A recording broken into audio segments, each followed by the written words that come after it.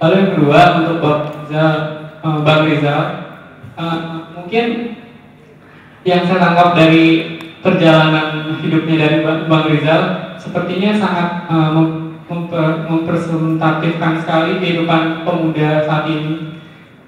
Abang sebagai calon presiden yang sudah memperlihatkan politiknya kepada halayak ramai gitu ya. Namun yang saya tangkap dari sini, Abang berani maju gitu. Saya sangat salut karena banyak sekali bursa calon presiden diisi oleh pemuda-pemuda Indonesia.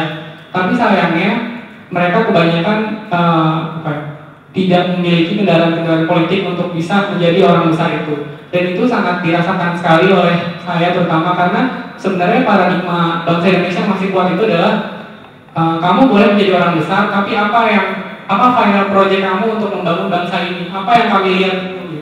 Baru kamu boleh maju. Kadang paradigma bangsa Indonesia dan umumnya orang-orang yang memiliki peran-peran penting di perusahaan dan segala macam itu selalu berparadigma seperti itu. Bagaimana Abang melihat itu?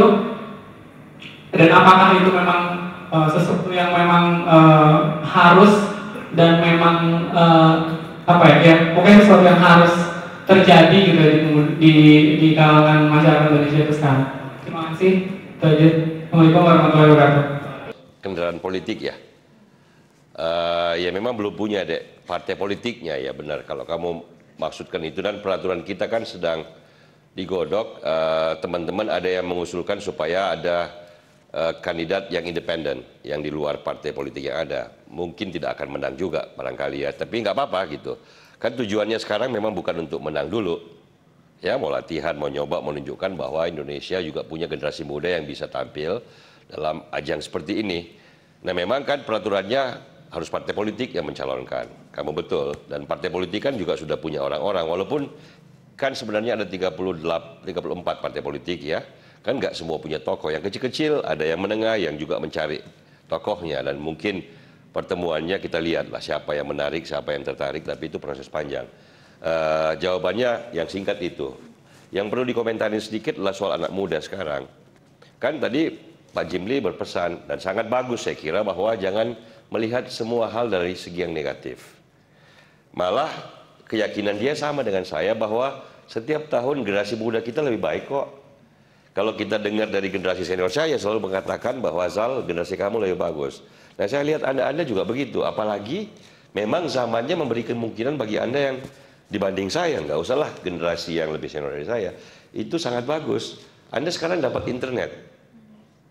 Jangan lupa ini sumber informasi yang dahsyat sejauh Anda mau manfaatkan.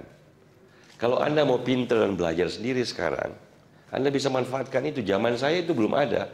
Sehingga kalau mau baca soal Amerika, soal Rusia, soal Jepang, nunggu di UGM, di perusahaan kan nggak ada terbitan bahasa Inggris.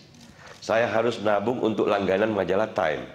Hanya supaya saya punya bacaan yang sendiri untuk tahu apa yang terjadi di dunia. Dan itu kan tahun 84, 85, 86. Belum, ya lama tetapi belum terlalu lama berselang. Sekarang kalian bisa baca apapun yang terjadi di berbagai belahan dunia. Pemikiran apa yang muncul, penemuan apa yang ada, argumen-argumen menarik apa yang dikatakan oleh tokoh-tokoh besar dengan cepat dan praktis hampir tanpa ongkos. Jadi saya kira kalau orang pesimis sekarang ya setiap zaman selalu melahirkan kaum pesimis. Setiap zaman selalu melahirkan juga kaum optimis. Pilihannya pada Anda.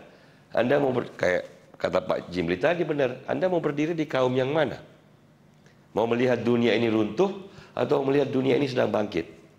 Dunia muter aja dia pagi dan malam, apa bedanya? Tapi your choice makes the difference.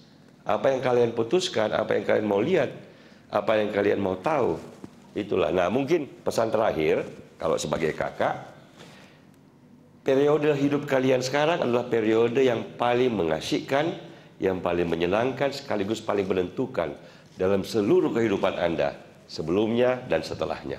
Kalau saya melihat hidup saya, ya mungkin 2/3 sudah, atau mungkin berapa.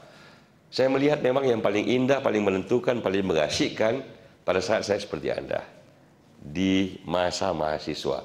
Sudah selesai masa remaja, masuk masa pemuda, belum sepenuhnya dewasa. Nah inilah yang paling mengasihkan.